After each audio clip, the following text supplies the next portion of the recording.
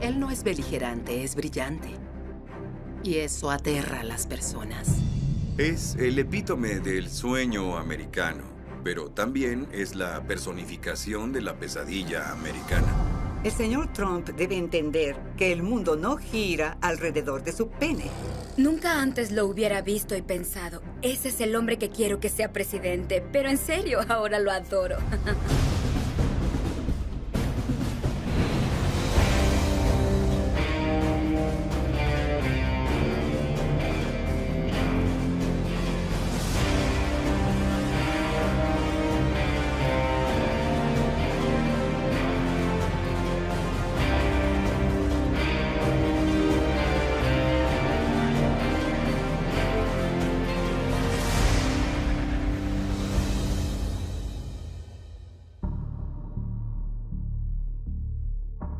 Cuando conocí a Donald Trump, estábamos en la Torre Trump y lo primero que hizo fue pasearme por la oficina y mostrarme todas las revistas y portadas enmarcadas de él, colgadas en sus paredes.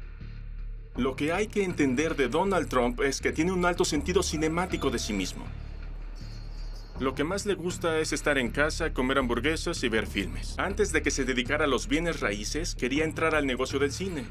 Y me dijo que pensó mudarse a Hollywood y convertirse en productor. Durante el tiempo que pasé con él, constantemente hablaba sobre filmes o actores con los que estaba fascinado. En cierto momento me dijo que Clint Eastwood es la mejor estrella de cine que ha existido. Y creo que Clint Eastwood, arrojando su poncho sobre su hombro como el hombre sin nombre, moviendo sus dedos alrededor del arma, es como Donald piensa de sí mismo. Por eso sesga los ojos. Pienso que ha practicado la mirada de Clint Eastwood 1.000.000 de veces ante el espejo y se imagina a sí mismo como esa persona ocupada en su Trump producida, Trump dirigida, Trump escrita producción. Ya saben, la vida de Trump.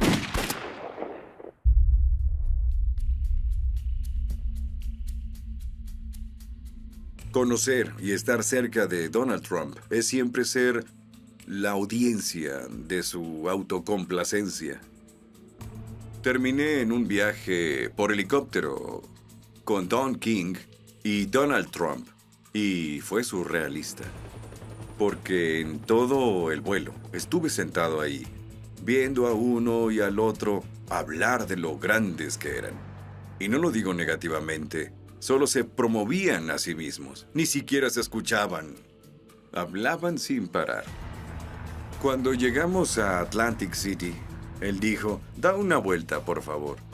Quiero que el reverendo Al vea mi imperio. Y señaló, ese hotel es mío y aquel otro. Y me mostró la zona donde construiría el Trump Taj Mahal. Justo al final de la zona había un área empobrecida, la mayoría afroamericanos. Y le dije, ¿qué pasará con todas esas personas? Nunca contestó la pregunta. Estaba alardeando. Recuerdo cuando empezó a hacerse muy conocido por la teoría del nacimiento. Él insistía que Barack Obama había nacido en Kenia, o sea que no estaba calificado legalmente para ser presidente, ya que según la Constitución debe ser ciudadano de Estados Unidos por nacimiento. Donald Trump decía, él no solo es extranjero, es africano, es ilegítimo. Y eso terminó en una reunión de Donald Trump y yo en su oficina. No soy racista, tengo dudas acerca del presidente. Dije, ¿qué preguntas? Ellos claramente han probado que él nació en Hawái. Tienen el acta de nacimiento. No lo creo, no podemos autentificar eso. ¿Autentificar qué? Le respondí. Usted está jugando con ese sentimiento, señor Trump, de que él es distinto a nosotros. Y es africano. Él no ha hecho nada más que cargos sin bases contra el presidente. Pero te das cuenta que así es Trump. Y que vas a tener esa clase de doble significado en cada encuentro con él. Es el epítome del sueño americano de algunos de sus simpatizantes. Pero también es la personificación de la pesadilla americana. Porque es un hombre que tiene todo el dinero del mundo. Puede hacer todo lo que quiera. Y aún así culpa a otros y está resentido. Es Archie Bunker con $1 billón. 1, 2, 3.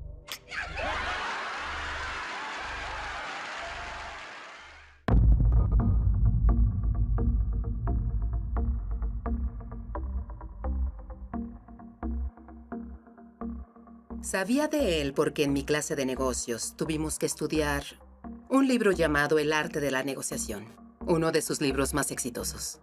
Y quedé fascinada porque está escrito con esos códigos de tiempo y transcurre a lo largo de un día de Donald Trump. Llama a esta persona, llama al abogado, llama a aquel. Es el funcionamiento de esta gran mente. Hablaba de destruir a tu competencia. Justo en tu cara. Era casi como un juego de ajedrez. Y soy una ávida jugadora de ajedrez. Y cuando leí el libro yo me quedé pensando, esto es un gran juego de ajedrez para él. Escuché del aprendiz y me llamaron para una entrevista de trabajo. Si crees tener lo que se necesita, si quieres vivir como yo, solicita estar en El aprendiz. Y nosotros le creímos. ¿Quién no quiere ser billonario? ¿Quién no quiere vivir en la Torre Trump? Tener gente atendiéndote. Donald Trump es la más brillante mente comercial y promocional que hayas conocido. Por mucho. Él ya tenía un nombre famoso, pero se volvió una superestrella, como una estrella de rock. El show tiene grandes comentarios. Yo los tengo también. Todos los tienen, excepto una cosa, mi cabello. Todos decían, estás despedido. Todos querían una parte de Donald. Vi gente conocerlo y enamorarse de él y hacer todo lo que él decía. Comprar todo lo que él vendía, inscribirse, formarse, alegrarse. Oficialmente me postulo para presidente de los Estados Unidos y vamos a hacer grande a nuestro país otra vez. Él entiende que mientras la gente esté entretenida, mientras estén cautivados, mientras sigan intrigados, siguen viendo, siguen sintonizando. No. Conoce sus ángulos, conoce sus frases para acelerarlo un poco, disminuirlo un poco, presionar, retroceder. Conoce a su audiencia. Sabe de lo que tienen apetito y él se los da. Vamos a recuperar nuestro país. Perdimos nuestro país. Vamos a recuperar. Se volvió un ícono de la cultura popular. Y creo que se hizo adicto a eso. Quería más de eso. No tenía suficiente. ¡Wow! Apaga esos teleprompters ahora. Vamos a divertirnos un poco, ¿cierto?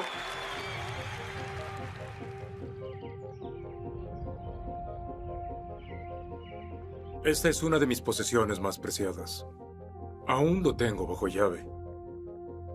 La Academia Militar es donde Donald Trump llegó a ser un director ejecutivo. Fue la primera vez que estuvo a cargo de su propia compañía. Oh, esta es la página donde estoy frente a Donald Trump. Cuando miras la foto en el anuario, tiene una estrella a cada lado de su cuello porque era un cadete de honor.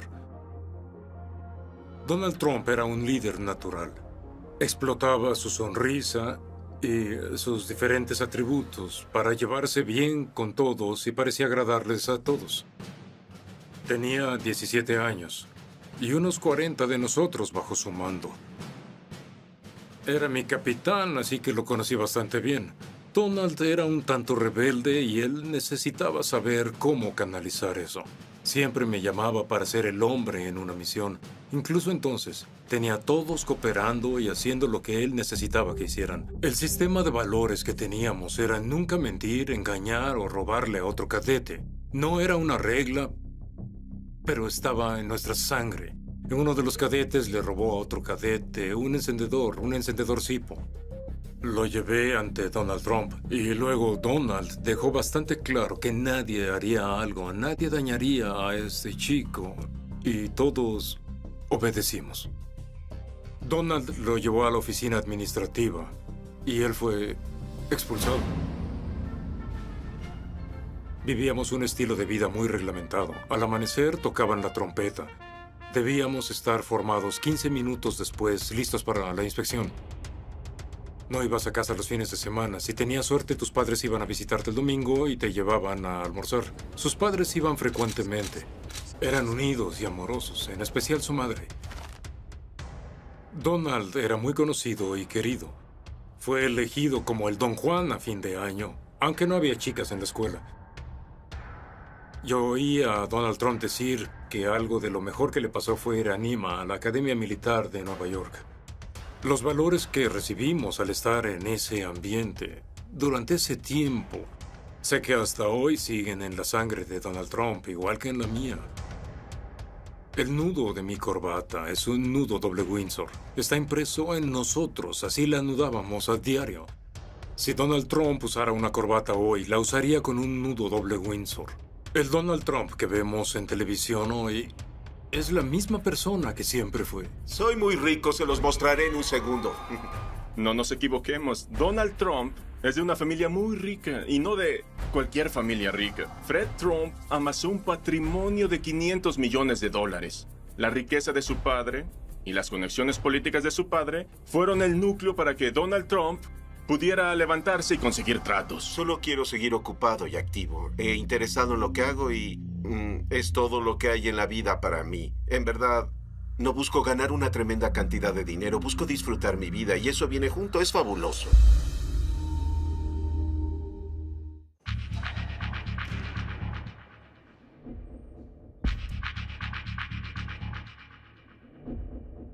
Al pasar de los años he tenido varias reuniones con Donald Trump y puedes percibir en las conversaciones con él que se ve a sí mismo como un extraño.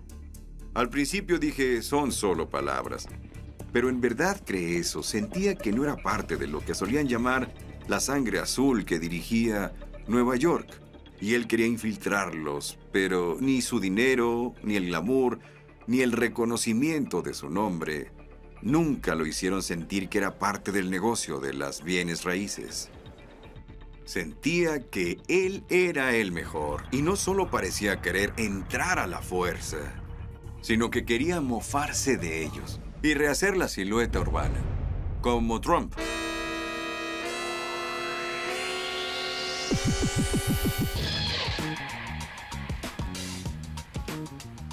Donald Trump me llamó controladora, de lo que estoy orgullosa. Soy neoyorquina por completo, nacida y criada. El fin de los 60 hasta los 70 fue una época muy incierta, los peores años de Nueva York. El temor era ser robado. Si usabas sortija de compromiso, la volteabas o usabas guantes. Estaba el hijo de Sam, Bronx en llamas, asesinatos, disturbios y violaciones. Donald Trump fue uno de los que muy temprano se aprovecharon de Nueva York al estar en declive, en cierta forma positivamente. Cuando Nueva York estaba casi quebrado y otros constructores huyeron, Trump corrió el riesgo con el antiguo Hotel Commodore. Él entendió que Nueva York estaba en problemas o apenas empezaba a repuntar, y él saltó y tomó ventaja e hizo lo suyo. Luego vino a West Side y enfrentó su Waterloo. El vistoso proyecto de Trump aún está en la pizarra. Él y el arquitecto Helmut Jahn quieren construir un gigantesco complejo de oficinas, apartamentos y tiendas en un sitio de 13 calles a lo largo del río Hudson.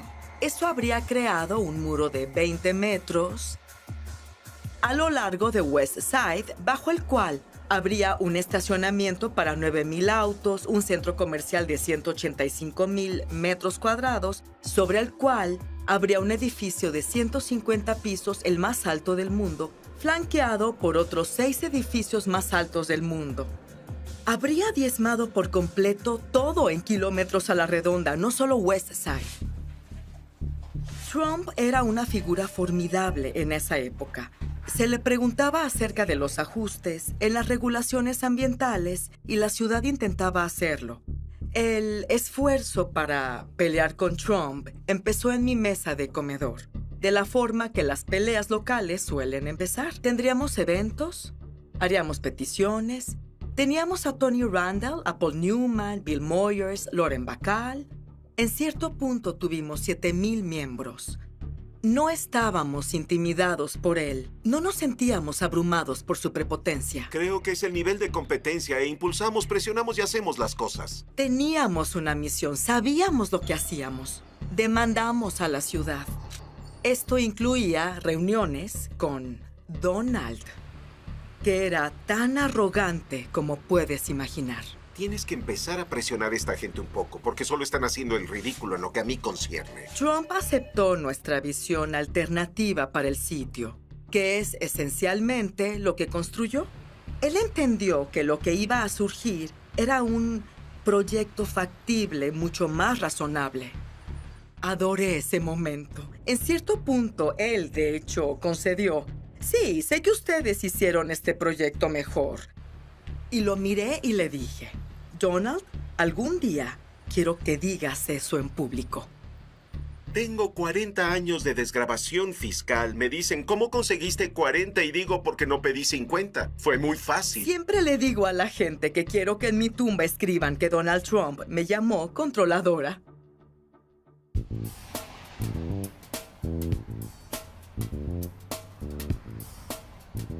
A los 21 fui aceptado en la Escuela de Medicina Cornell.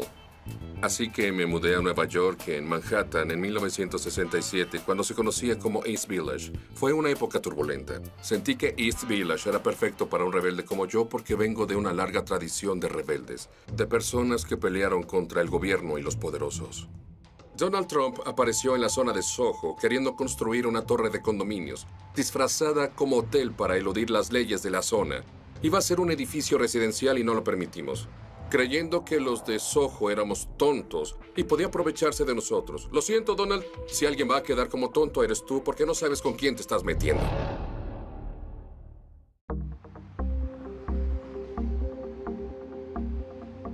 No le dices a los residentes cómo será. Nosotros te decimos lo que nos hará felices. Tú no nos dices lo que necesitamos.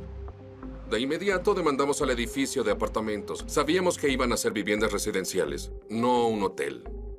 ¿Quién pagaría $20,000 por metro cuadrado para ganarse una demanda? Nadie. Y él fracasó. Y luego de un tiempo no vendió una sola unidad. De hecho, tuvo que rematarlo y fue subastado. Así que conseguimos lo que queríamos. Queríamos un hotel ahí.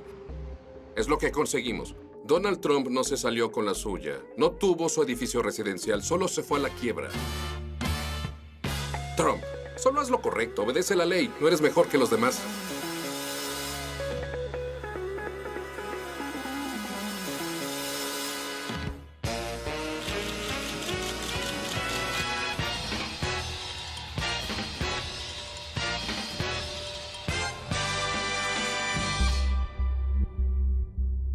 He sido abogada de derechos civiles, de los derechos de las mujeres y abogada de las minorías que han sido privadas de sus derechos. Se les ha negado el poder disfrutar igualdad de oportunidades en este país. Hemos sido portavoz de los derechos de las mujeres y las minorías cuando era muy poco popular y controversial hacerlo. Y aún lo es en muchas formas. Jenna Talakova solicitó entrar al concurso Miss Universo Miss Canadá. Después de que fue aceptada el concurso, decidió que iban a excluir a Jenna de la competencia debido a que existía una regla en que la concursante requería ser una mujer de nacimiento. ¿Te identificas como transexual o como mujer? Para mí, soy mujer. Siempre lo he sido. Los derechos de Jenna fueron violados. Decidimos que haríamos una conferencia de prensa para reclamarle a Donald Trump, que era el dueño del concurso, para asegurar que esta obvia discriminación no continuaría. ¿Ya conociste a Donald Trump? Aún no. Jenna tenía pasaporte canadiense, permiso para conducir y acta de nacimiento que indicaban que era mujer. Y eso debería ser más que suficiente para el señor Trump. Ella no le pidió al señor Trump ver las fotos de su nacimiento o ver su anatomía para probar que él es hombre. Después de que le indicamos que no nos interesaban las fotos de su anatomía, el señor Trump llamó a TMZ e indicó que yo quedaría muy impresionada con su pene. Yo le respondí, no tengo una lente de aumento tan potente para ver algo tan pequeño. El señor Trump debe entender que el mundo no gira alrededor de su pene, ni del pene de alguien más. Si alguna vez fue así, ya no. No creo que ella sea buen abogado. Creo que es mediocre. Eso fue muy interesante porque claro que iba a insultarme. y a atacarme personalmente.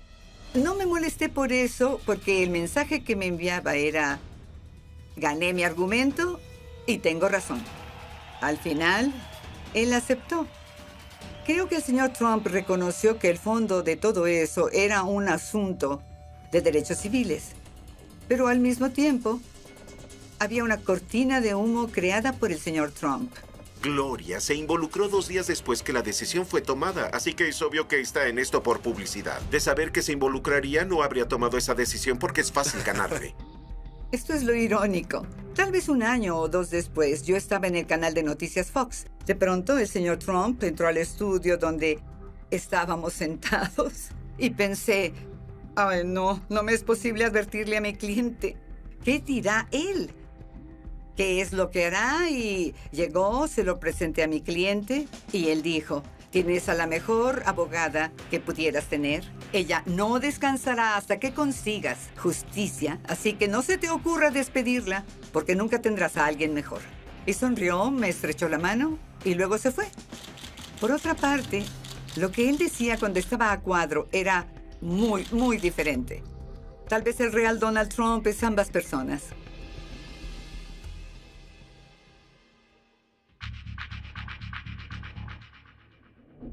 Donald Trump quería estar en la NFL, poseyendo un muy valioso bien inmueble de Manhattan. Donald pensó: la NFL tal vez puede manejar un tercer equipo en Nueva York, en especial si juegan en Manhattan. Donald no fue invitado a entrar en la NFL. Los dueños se opusieron a sus esfuerzos por entrar a ese muy exclusivo club.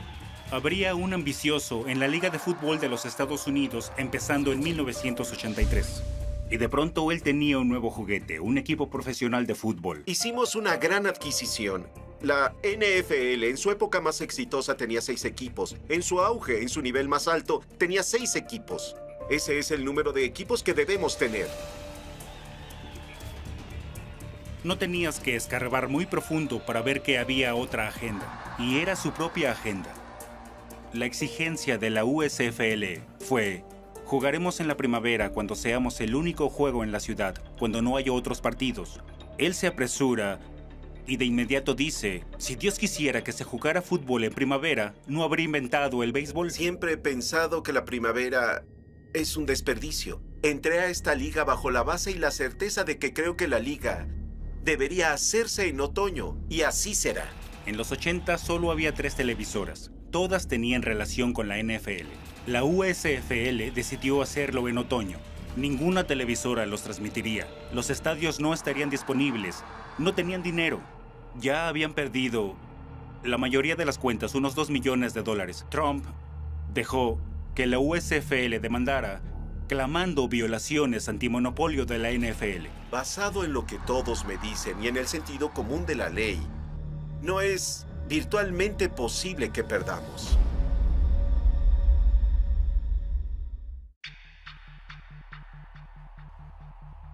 Por supuesto, la USFL ganó la batalla y perdió la guerra. El juez decretó que la NFL había violado las leyes antimonopolio, pero debido a la forma en que el caso fue manejado, lograron poderse ver como el perdedor en la defensa contra el tipo de una demanda por $5,000. Donald Trump fue retratado como el abusivo, que quería todo el pastel.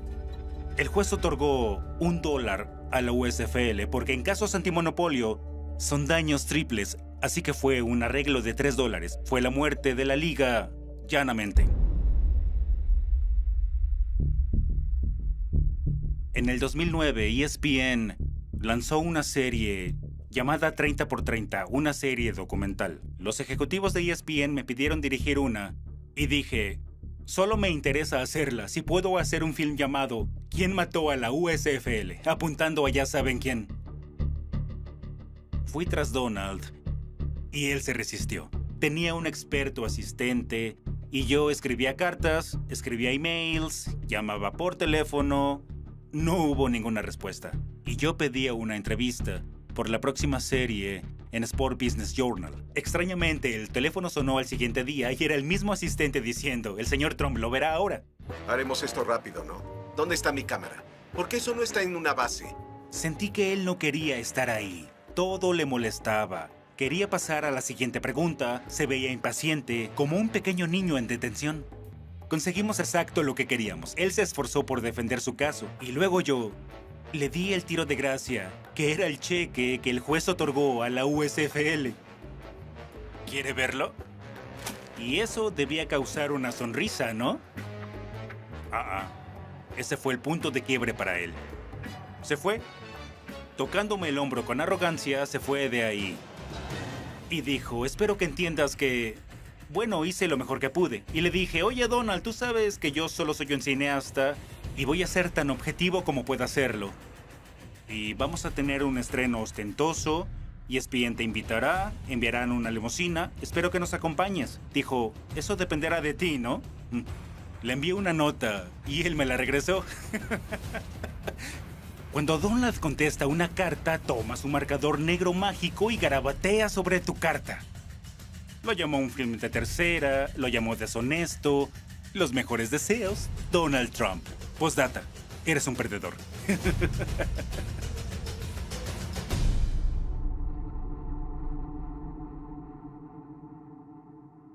No iba a estar en el proyecto para siempre y lo sabía porque tuve una madre que nos permitía soñar, explorar y usar nuestra imaginación.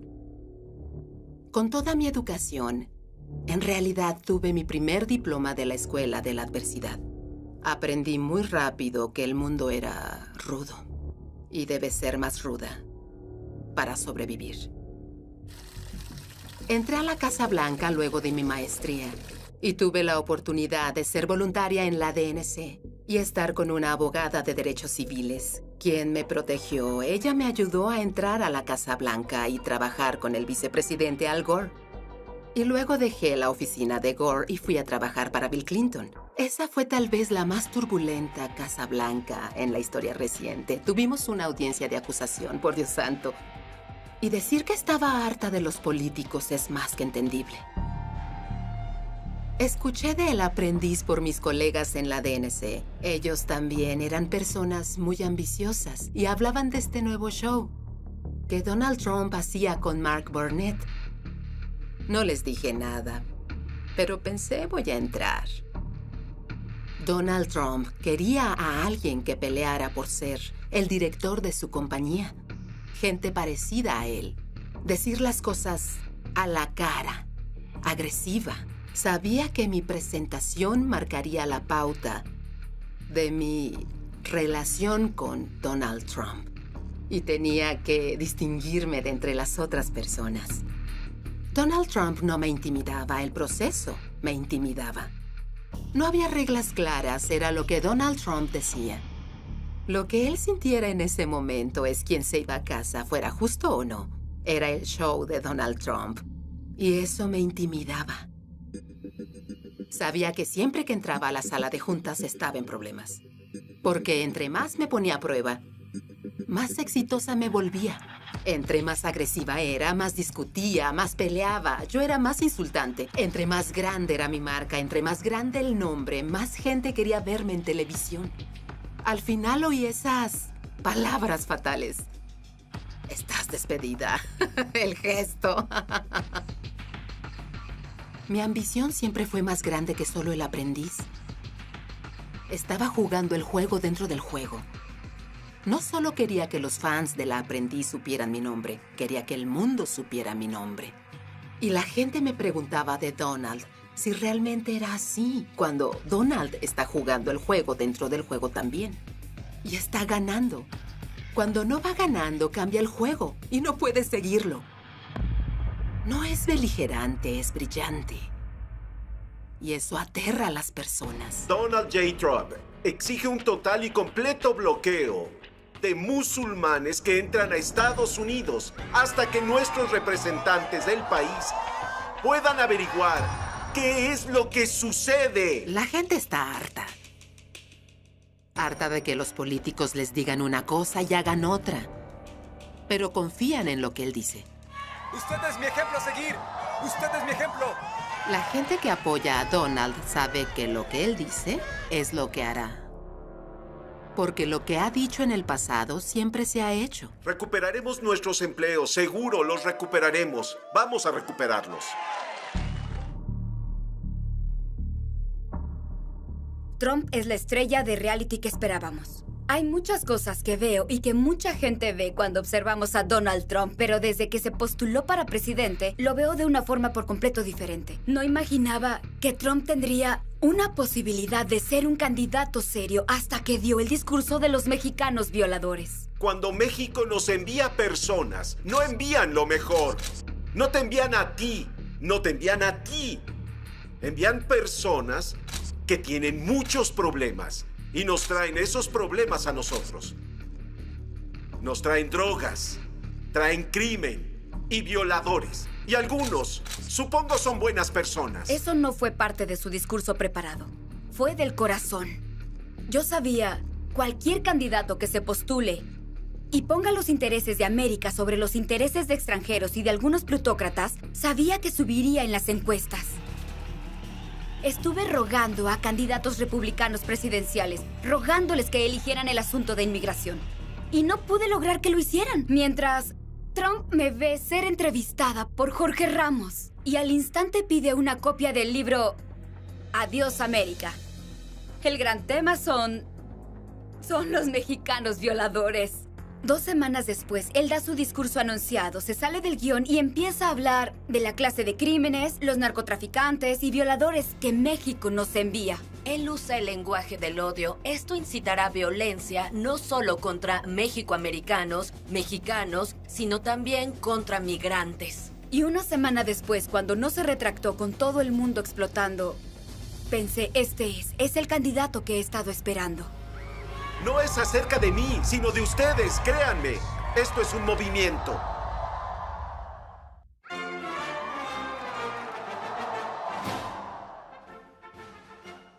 He pasado mucho tiempo con Donald Trump. Tal vez la época más intensa fue entre el 2003 y el 2005, cuando estaba en el New York Times y cuando escribí el libro. Trump Nation es un lugar donde la autopromoción te hace ascender, a expensas a menudo de logros concretos. Y tener tu nombre en todo, desde vodka y colchones a ropa interior y rascacielos, significa que eres exitoso. Cuando se trata de fabulosos filetes, yo tengo los mejores. En verdad lo hizo un interesante momento. Escribir sobre alguien cuyas acciones comerciales eran un enredo y un desastre, pero que era una persona pública por el aprendiz, como el dios del panorama de los negocios americanos. Pasamos mucho tiempo cruzando el país en varios de sus jets. Adora las patatas fritas.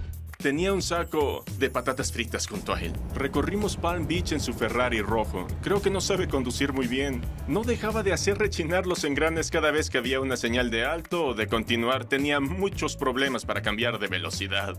Adoraba la idea de que yo hiciera un libro y creo que nos visualizó a ambos haciendo el libro juntos. Me sorprendió que quisiera cooperar, pero luego me dijo que si era un libro negativo iría tras de mí personalmente. Y diría que yo era un idiota, una escoria y toda su letanía de insultos banales que sabemos que usa.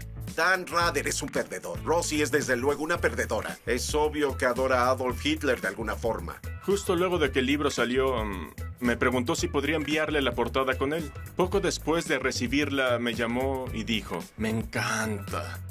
Parezco Superman, me encanta. Pero aún así me demandó. Él me demandó. Me demandó por $5 billones y creo que es la demanda por difamación más grande en la historia del país, diciendo que le causé un daño irreversible a su reputación y a su posibilidad de hacer negocios. A lo que él se aferró eran 3 páginas del libro que se concentraban en su activo neto y ofrecían un conteo de toda su estrafalaria historia de exageración de cuánto dinero tiene. No quiero sonar fanfarrón, pero soy el desarrollador más grande de la ciudad por mucho. Totalmente mentira. Nunca ha sido el desarrollador de bienes inmuebles más grande de Nueva York en ninguna forma, ya sea por el valor de sus propiedades o por metros útiles. A mí me agradó ir a la corte con él por los méritos de mi libro. Creo que pensó, mi publicista le pasará por encima. Cuando pasó el shock inicial de que íbamos a litigar agresivamente contra él, se dio cuenta, ya que me demandaba basado en su riqueza, que nos abriría todas sus declaraciones de impuestos, todos sus registros financieros. Y claro, nunca los hizo públicos. Durante la demanda elaboramos un conteo de su activo neto hecho por uno de sus bancos. Y el Deutsche Bank estimó su valor activo en esa época, creo que en el 2015, en unos 788 millones de dólares. Y era una época en la que él me decía que valía 5 o 6 billones. Terminamos contratando a uno de los mejores abogados financieros de los Estados Unidos. Le preguntó a Donald cómo había logrado evaluar sus propios activos netos.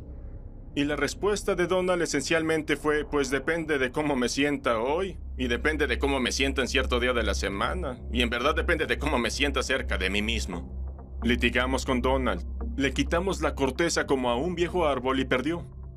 Creo que su autoestima y su identidad están tan envueltas en su noción de ser un megabillonario, y está tan inseguro al final del día, que si no se ve como alguien que está entre los 100 o los 200 de la lista de los 400 de Forbes, entonces no es nadie. Veo a personas siendo, en muchos casos, muy maliciosas. Y a menos que tú lo seas en cierta forma, te comerán vivo.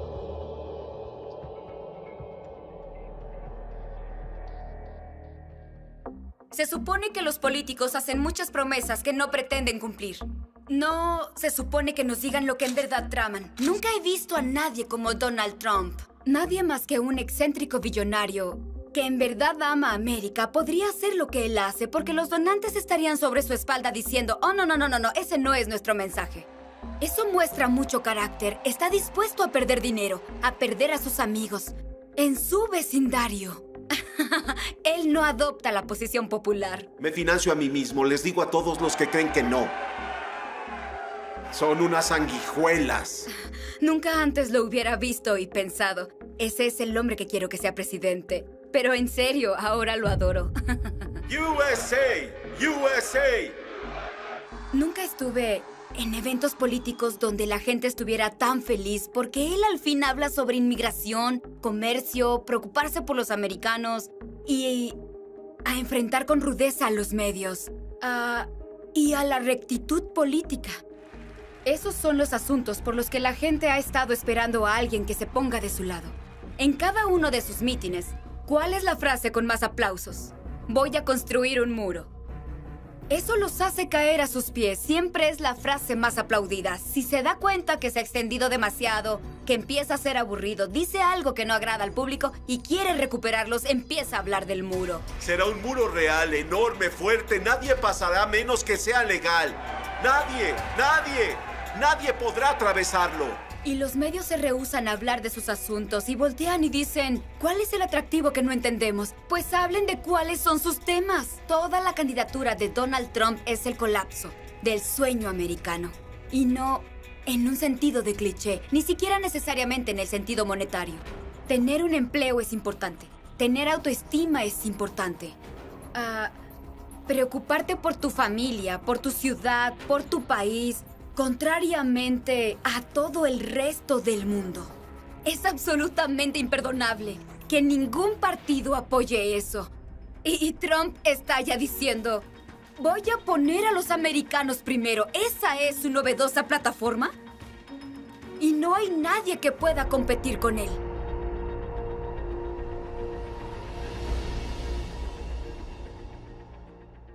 Vemos esto como una guerra. ¿No lo vemos como una guerra? Es guerra.